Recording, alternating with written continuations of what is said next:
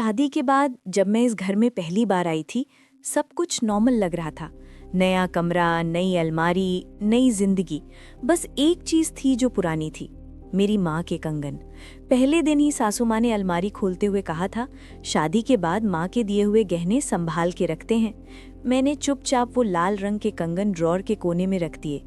वो कंगन मेरी माँ ने मुझे हॉस्पिटल के बेड पर पहनाए थे, जब उनकी सांसें धीरे हो रही थीं। तब उन्होंने कहा था, जब भी मुश्किल आए ये तुझे याद दिलाएंगे, मैं तेरे साथ हूँ। शुरू के कुछ दिन शांत रहे। फिर एक रात, पहली बार जब मैं और मेरा पति छोटी सी बात पर बहस कर बैठे। बात ज्यादा बड़ी नहीं थी, काम, थकान, रूटीन। आवाज़ थोड़ी तेज हुई ही थी कि अचानक ड्रॉर के अंदर से हल्की सी आवाज़ आई, हल्की खनक। मैं चुप हो गई। उसने भी सुना। हम दोनों एक दूसरे को देखते रहे। मैंने सोचा शायद हवा होगी या ड्रॉर ठीक से बंद नहीं हुआ। पर अगले दिन जब मैंने ड्रॉर खोला, कंगन बिल्कुल उसी जगह थे। मैंने उन्हें हाथ में लिया। ठंडे थे, अजीब तरीके से ठंडे, जैसे किसी ने रात भर पकड़ के रखे हों। मैंने झट से वापस रख दिए। धीरे धीरे ये पैटर्न बन गया। जब भी घर का माहौल भारी होता, जब भी आवाज़ ऊपर जाती, कंगन खनकते। कभी एक बार, कभी दो बार। पहले मैं इग्नोर करती रही, फिर डर लगने लगा। एक रात मैंने हिम्मत करके कंगन पहन लिए। सोचा माँ की चीज़ है, शायद मन को तसल्ली मिले। रात को सपने में माँ आई। वो कुछ कह नहीं रही थी, बस सामने बैठी थी और मेरे कंगनों को देख रही थी। उनकी आंखों में गुस्सा नहीं था, पर सुकून भी नहीं। मैं नींद से उठ गई, पसीना भीगा हुआ, और तब सुना धीमी खनक, बिल्कुल मेरे कान के पास। मैंने कंगन उतार के ड्रॉर में रख दिए। सुबह मैंने अपने पति से कहा, तुम्हें रात को कंगन की आवाज़ सुनाई देती है? उसने कहा, तुम ज्यादा सोच रही हो। पर उसकी आवाज़ में वो यकीन नहीं था। एक दिन जब वो ऑफिस में था, मेरी सास से मेरी बहस हो गई। बात फिर से ज्यादा बड़ी नहीं थी, पर उस पल घर में अजीब सी ठंडक आ गई। और फिर इस बार सिर्फ खनक नहीं, तेज झंझनाहट, जैसे किसी ने जोर से कंगन हिला दिए हों। मेरी सास चुप हो गई। उनका चेहरा पीला पड़ गया। वो बिना कुछ कहे किचन से बाहर निकल गई। उस रात मेरे पति ने कहा, कल किसी पंडित को दिखाते हैं। मैंने सिर्फ हाँ में सर हिला दिया। मुझे पता था बात कंगनों की है। पंडित ने कंगन देखे, उन्हें हाथ नहीं लगाया, बस बोला, ये गहने सिर्फ यादें नहीं रखते, इरादे भी रखते हैं। मैंने पूछा, किसके इरादे? उसने जवाब नहीं दिया। उस रात झगड़ा हुआ, इस बार बड़ा। आवाज़ इतनी तेज थी कि पड़ोसी दीवार थपथपाने लगे।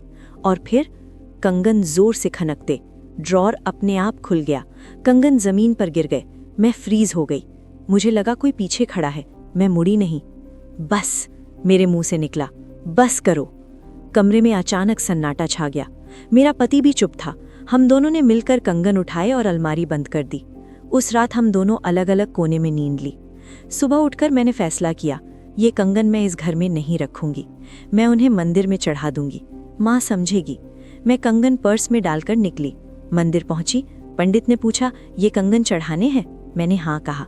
जैसे ही उसने हाथ बढ़ाया, तेज खनक, इतनी तेज कि लोग पलट के देखने लगे।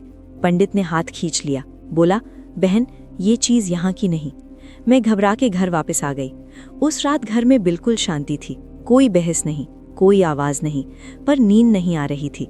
रात के करीब 2 बजे मुझे लगा कोई मेरे पास बैठा है। आंखें खोली, अंधेरा, पर मेरे हाथ पर वजन था। कंगन मेरे हाथ में थे। मैंने पहने नहीं थे, फिर भी पहने हुए थे। और तब माँ की आवाज सुनी, बिल्कुल कान के पास, शांत रहे। आवाज में प्यार था, पर उस प्यार के नीचे कुछ और भी था, जैसे एक वार्निंग। मैं रोने लगी। सुबह जब उठी, कंगन मेरे हाथ में नहीं थे, ड्रॉर में थे, सही जगह। उस दिन के बाद मैंने महसूस किया कि घर में बहस कम होने लगी। हर बार जब गुस्सा आता, कंगन हल्की सी आवाज कर देते, जैसे याद दिला रहे हों। पर धीरे धीरे मुझे समझ आया कि ये सिर्फ याद दिलाना नहीं था, ये रोकना था। एक शाम जब मेरा पति बिना बात के गुस्सा हो गया, मैंने पहली बार महसूस किया, कंगन मेरी कलाई पर अपने आप कस गए। दर्द हुआ। मैं चीखने की कोशिश की।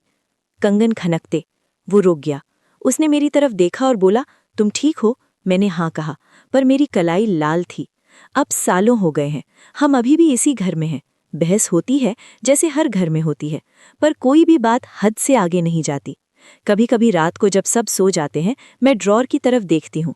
मुझे लगता है माँ वहीं कहीं है, देख रही है, सुन रही है। और मैं ये भी जानती हूँ कि जिस दिन मैंने इन कंगनों को पूरी तरह से उतारने की कोशिश की, उस दिन शायद सिर्फ खनक नहीं होगी, धीमी झंझनाहट। माँ ने कहा था ना, जब भी मुश्किल आए ये तुझे याद दिलाएंगे, मैं तेरे साथ हूँ। बस ये नहीं बताया था कि किस हद तक।